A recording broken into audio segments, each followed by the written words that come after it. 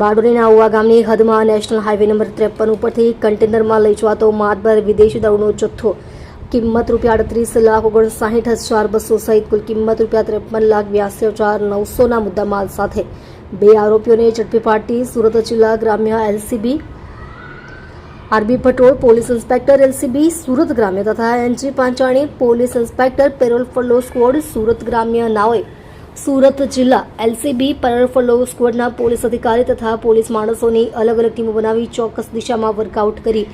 આવી ગેરકાયદેસર પ્રવૃત્તિ શોધ કાઢવા માટે કાર્યવાહી હાથ ધરેલ છે. અનુસંધાનમાં head constable Masani, police sub inspector નાઓ,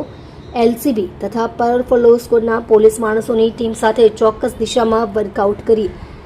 prohibition જુગારની ગેરકાયદેસર પ્રવૃત્તિ શોધી કાઢવા માટે પેટ્રોલિંગમાં હતા. દરમિયાન એએસઆઈ શૈલેષભાઈ, માનસિંહભાઈ તથા હેડ કોન્સ્ટેબલ ચિરાગકુમાર, જયંતીલાલ તથા હેડ કોન્સ્ટેબલ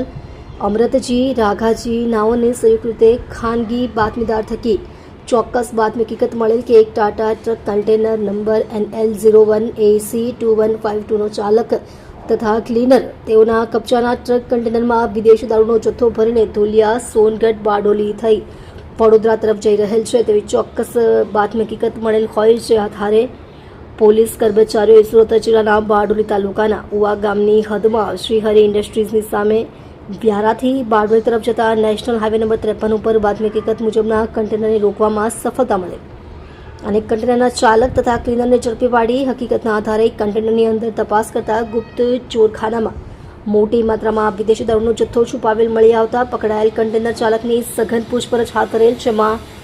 વિદેશી દારૂનો જથ્થો ભરાવનારે કન્ટેનરમાં ભરેલ હાલતમાં અંબાલા બાયપાસ હાઈવે ઉપરથી આપેલ અને ગુજરાતમાં વડોદરા સુધી લઈ જવાનો હોવાનું જણાવેલ, જેથી કન્ટેનરમાં ભરેલ વિપુલ પ્રમાણમાં ગેરકાયદેસર વિદેશી દારૂની બાટી નંગ 25,728 જેની કુલ કિંમત ₹38,59,200 મળી કુલ કિંમત ₹53,82,900 નો મુદ્દામાલ કબજે કરી પકડાયેલ તથા વોન્ટેડ આરોપીઓ વિરુદ્ધમાં કાયદેસરની કાર્યવાહી કરવામાં આવેલ છે. આપ જોઈ રહ્યા છો ગુજરાતની સૌથી પહેલા ખબર આપતી Surat express news channel director Rajesh મંગલેની સાથે.